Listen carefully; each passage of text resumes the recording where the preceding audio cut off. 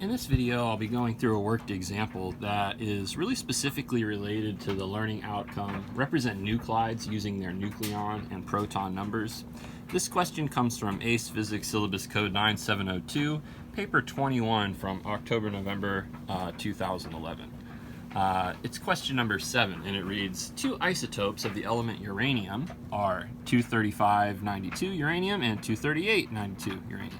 And so usually we'd read this uranium-235 and uranium-238. You know, the fact that it's uranium, means it's got 92, or the fact that there's 92 means it's uranium. Remember that the proton number is what defines the chemical species.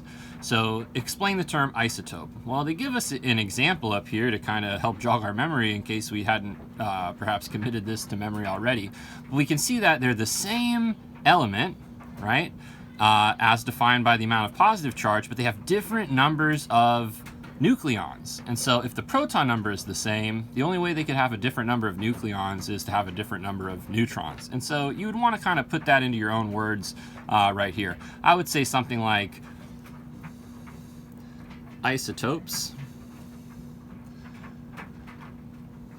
are atoms with the same number of protons but different numbers of neutrons and therefore mass. So really remember that the mass of the atom comes from the nucleons, and so this uranium-238 is 3 atomic mass units more massive than uranium-235. And you could include that in your description, but this really gets to the key idea. Part B, 1, reads, in a nuclear reaction, proton number and neutron number are conserved.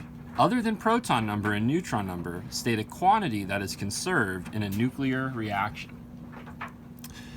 So the one that should probably immediately come to mind in terms of, the great conservation laws is mass energy. So the conservation of mass energy.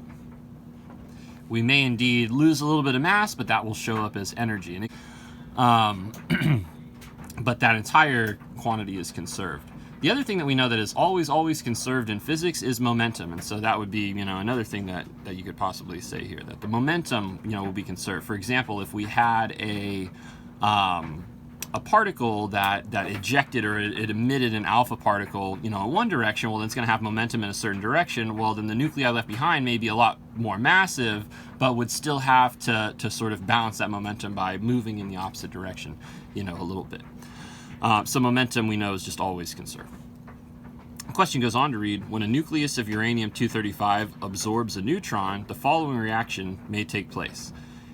And we've got uranium-235 with its 92 protons is going to react with this neutron here, and they've got these variables A, B, and that's going to yield barium, and it's got 141 nucleons. The proton number is the variable X. We've got an atom of krypton with the nucleon number variable Y, 36 protons in krypton. Then there are 3 neutrons that are also created. If we just kind of take a look at this reaction, we are fissioning uranium. We're splitting uranium. This is kind of the first example of a fission reaction. And note that we're creating more neutrons here, where those neutrons could perhaps go, those 3 neutrons could further bombard other uranium atoms, and that's sort of the chain reaction. And, this reaction here has changed the scope of human history. But all we're doing right now is just sort of keeping track of the nucleon and proton numbers. Really all the math here is just, addition and subtraction. You just kind of have to keep track of everything, and you have to remember your definitions, what is the charge of a neutron and so on. All right, so let's try to make sense of this. It just wants us to kind of go in and fill in the values for these variables here. And so right away, this is a neutron. A neutron has a nucleon number of 1, but it's got a proton number of 0 because it's not a proton. So it's in the nucleus, so it counts as a nucleon, but it's not a proton. So those are the values for A and B.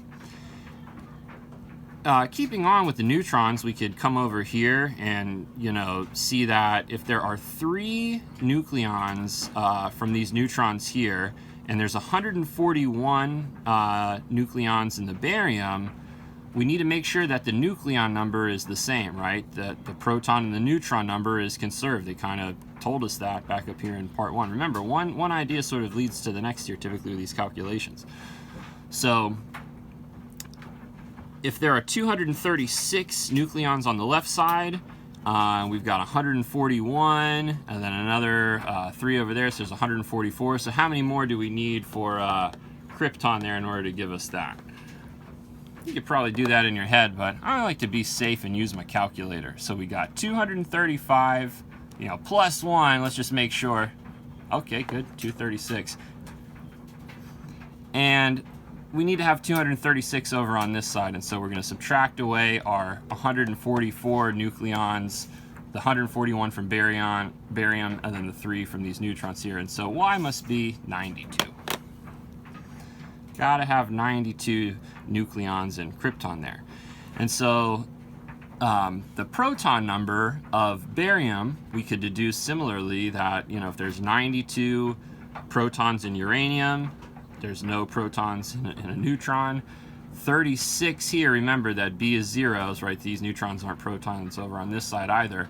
So we've got 92, and so what number plus 36 gives us 92? Or 92 minus 36 is 56, right? So there you go. Just a little bit of arithmetic. When the nucleus of uranium-238 absorbs a neutron, the nucleus decays, emitting an alpha particle. State the proton number and nucleon number of the nucleus that is formed as a result of the emission of the alpha particle. Okay, state the proton number and nucleon number of the nucleus that is formed. And so the nucleus absorbs a neutron, and so let's kind of draw this out. We've got a uranium-238, and it absorbs a neutron. Remember that a neutron up here is kind of that symbol.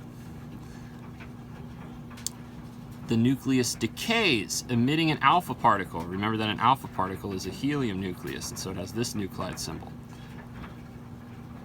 State the proton number and nucleon number of the nucleus that is formed as a result. And so we're trying to figure out what's this guy over here.